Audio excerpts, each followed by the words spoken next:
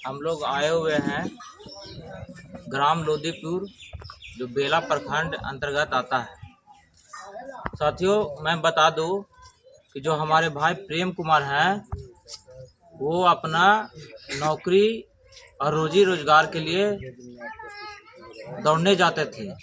इसी के क्रम में कुछ असामाजिक लोगों के द्वारा इनको दुसाध, हरिजन और अन्य तरह के गाड़ी देकर इनको प्रताड़ित किया गया और कहा गया कि तुम्हारा ये अधिकार पढ़ने का नहीं है और नौकरी करने का नहीं है, और इसके साथ बेरहमी से मारा गया और मारकर पीटा गया। और मैं यहाँ के स्थानीय प्रशासन को बोलना चाहता हूँ कि आप बताइए, जो यहाँ के एसपी आशीष भारती महोदय हैं, जो आजकल आप देख रहे हैं कि उनका हमेशा सोशल मीडिया पर फोटोबाजी हो रहा है। कहीं भी जाते हैं तो फोटो खींच के सोशल मीडिया पर डाल देते हैं और एक मुहिम चलाते हैं कि 75 दिन में हम केस को क्लोज कर देते हैं। महोदय, आपके थाना अंतर्गत बेलागंज में एक दलित लड़के को मारा गया, जो कि लमसम 4 दिन तक थाना में दौड़ते रहे एफआईआर के लिए, अपना हक अधिकार के लिए, लेकिन एफआईआर नहीं किया गया।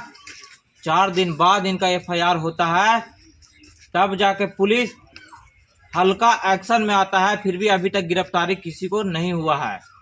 मैं यहाँ का स्थानीय प्रशासन और बिहार सरकार को भी कहना चाहता हूँ, और मैं यहाँ के लोग को भी जो कहना चाहता हूँ कि आप जब तक इकट्ठा नहीं होइएगा, तब तक एकत्रित नहीं होइएगा। इसी तरह से आज प्रेम भाई के साथ हुआ है तो कल और किसी के साथ होगा। तो आप लोग इकट्ठा होइए, एकत्रित होइए। अगर जैसा ही घटना हुआ था, आप लोग पूरा गांव उठ के थाना में चले जाते हैं, रोड जाम कर देते हैं। क्यों नहीं प्रशासन सुनता? जरूर सुनता। हमारे पास एक ही रास्ता है, वो है संघर्ष। ना हमारे पास सत्ता है, ना हमारे पास विधायक है। हमें तो यहाँ के स्थानीय लोग से भी पता चला है कि यहाँ के जो विधायक जी हैं, उनको भी इसमें नीपा पोती का पैरवी लगाया गया है।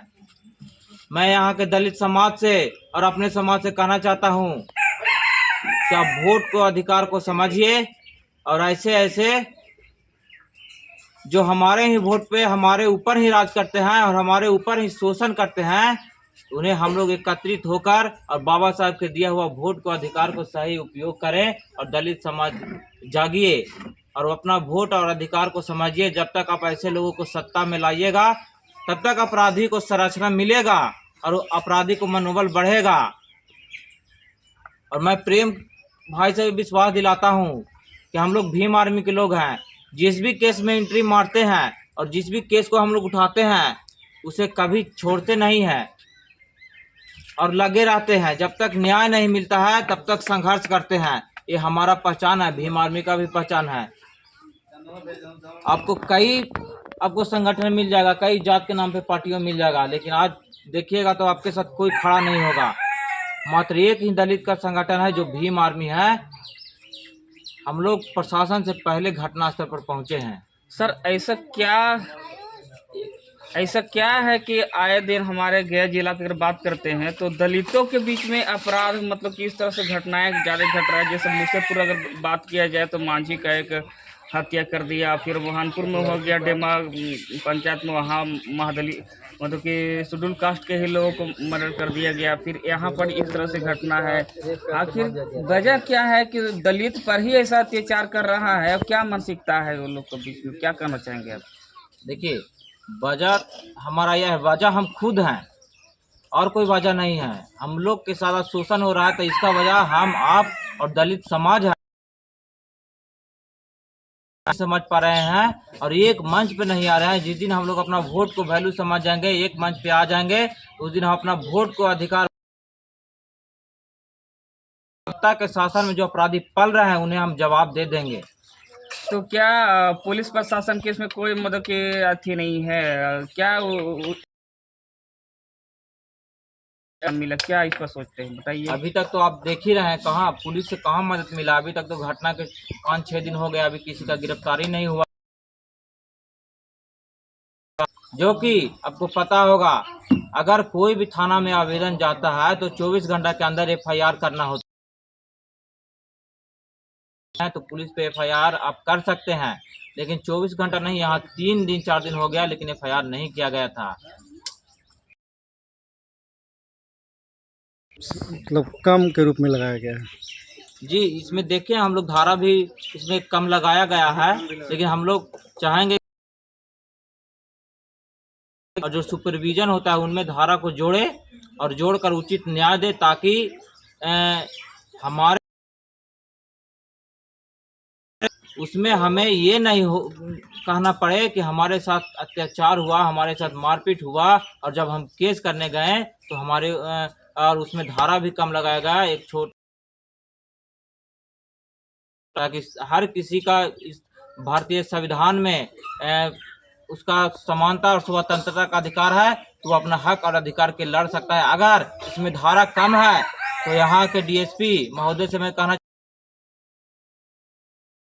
जिस तरह से आवेदन दिया गया है उस तरह से आप धारा जोड़कर और इन्हें न्याय दिलाने का काम करें। इसमें हथियार की बात है, लेकिन इसमें आर्म्स एक्ट नहीं लगा हुआ है, इस पर क्या आप कुछ कहना चाहेंगे?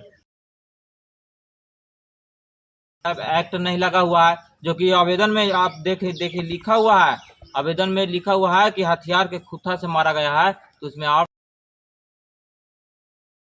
ऐसा लगता है कि यहाँ का स्थानीय प्रशासन है जो अपराधियों से मिली भगत है, जिसके कारण इस केस को कमजोर किया गया है। लेकिन हम लोग केस को कमजोर नहीं होने देंगे और भाई को न्याय दिलाकर ही रहेंगे। भीम आर्मी का एक छोटा कार्यकर्ता हूँ और फिलहाल जहानाबाद के जिला प्रभारी भी हमें बनाया गया है। सियासत में तो ऐसे में भीम आर्मी का क्या रोल है? जी, मैं देखिए भीम आर्मी का आप देखे होंगे, हम लोग सुरक्षा भी, तो मैं यहाँ का स्थानीय प्रशासन से मांग करता हूँ कि इन्हें सुरक्षा प्रदान करे, इन्हें सुरक्षा प्रदान करे, अन्यथा भीम आर्मी भी यहाँ सुरक्षा प्रदान करेगी। हम लोग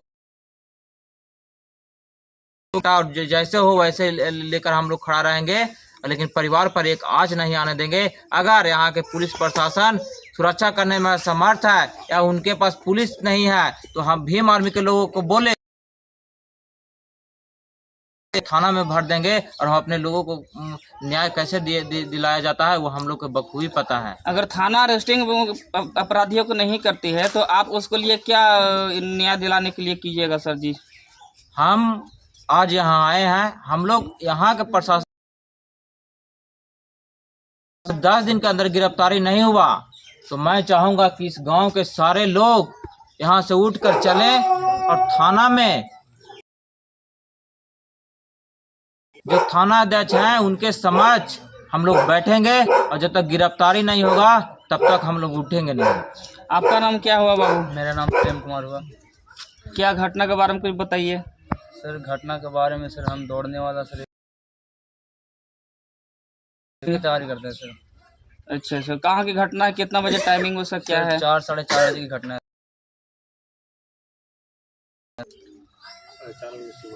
सुबह की था? सुबह की है सर।